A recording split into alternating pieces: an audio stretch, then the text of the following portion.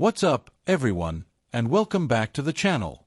If you're a fan of martial arts history, you know there are certain names you just can't ignore. But today, we're talking about a true American pioneer, a man who didn't just learn a martial art, but brought it to a new continent and forged a legacy. We're diving into the incredible story of Robert Trias, the mind behind Shuri-ryu Karate. From a U.S. Navy boxer to a trailblazing martial arts master, his journey changed everything for karate in America. Get ready to discover the man who built a foundation for martial arts in the West. This is the story of a pioneer. Let's go!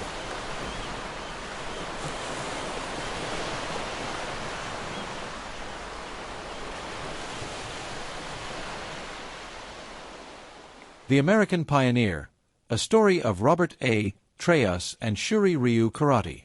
In the annals of American martial arts, few figures loom as large as Robert Trias.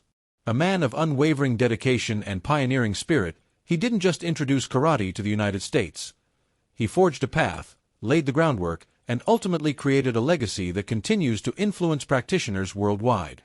Robert Trias, March 18, 1923 to July 11, 1989, was an American karate pioneer, 10th degree black belts in karate and kabuto, a 6th degree black belt in Kodokan Judo, 2nd degree black belt in Yawara, Jiu-Jitsu, and honorary ranks from various countries, founding the first karate school in the mainland United States and becoming one of the first known American black belts.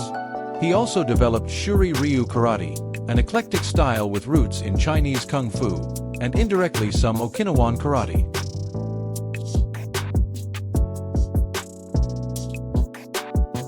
The son of Jesus Barra Trias, 1895 to 1966, and his wife Dolores, 1896 to 1984, Trias graduated from Nogales High School in Nogales, Arizona in 1941. He was employed by Southern Pacific Company as a Boilermaker apprentice from 1937 to 1939 and as a Boilermaker from 1939 to 1942. Introduction to Karate. Robert Trias enlisted in the United States Naval Reserve in Phoenix, Arizona during World War II on September 22, 1942. After completing recruit training, he attended Advanced Naval Training School Naval Station Treasure Island in San Francisco, California, where he trained as a machinist. Trias was then temporarily attached to a patrol squadron at Section Base Morro Bay in San Luis Obispo County before returning to Treasure Island in September 1943. By the summer of 1944, Trias was deployed to the South Pacific, where he participated in the Battle of Saipan.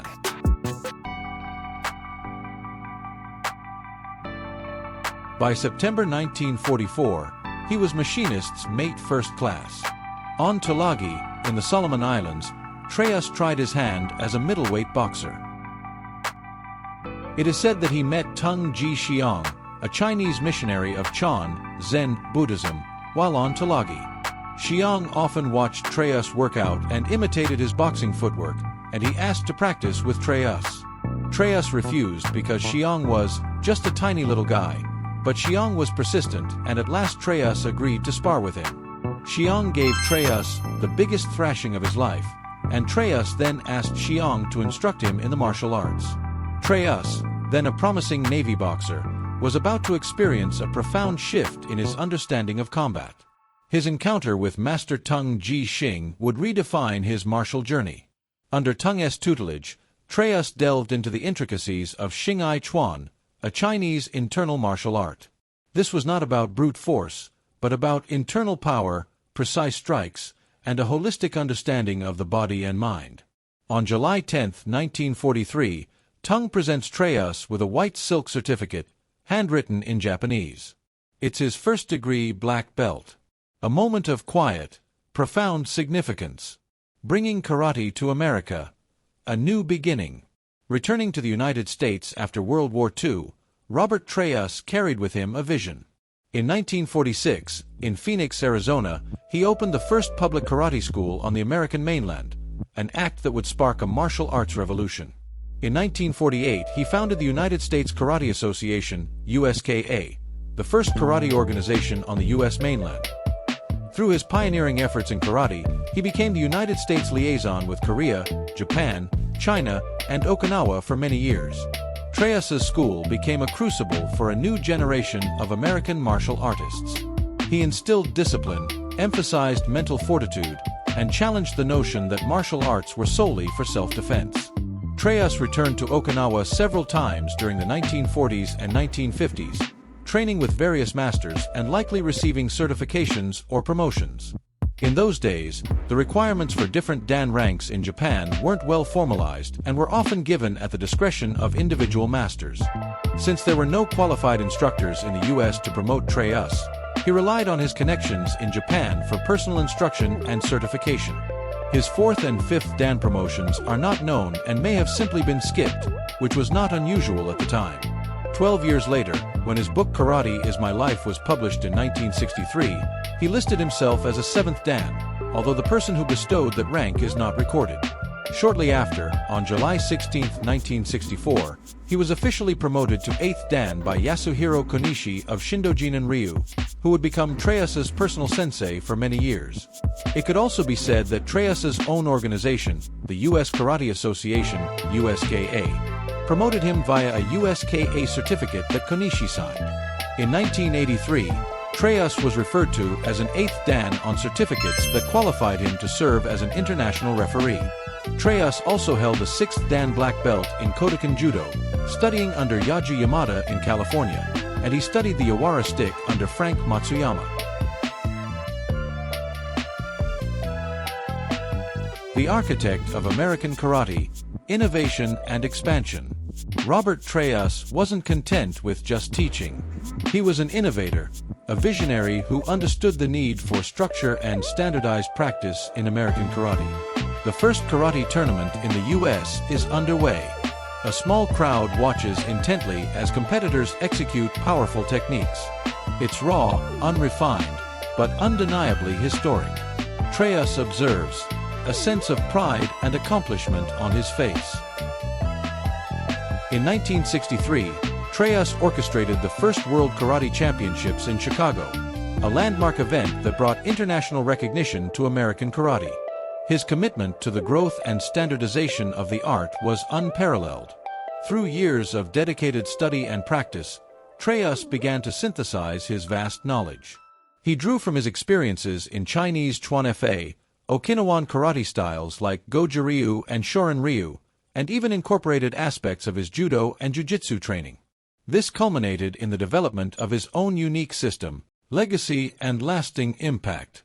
Trias stated in The Pinnacle, 1983, that he was a 9th grade black belt in karate and international style head for all Shuri-ryu, a recognition granted in 1975 by Master Yasuhiro Konishi, 10th grade. This may be true, but Konishi is known to have told others that he never issued a formal promotion of his own to Trias.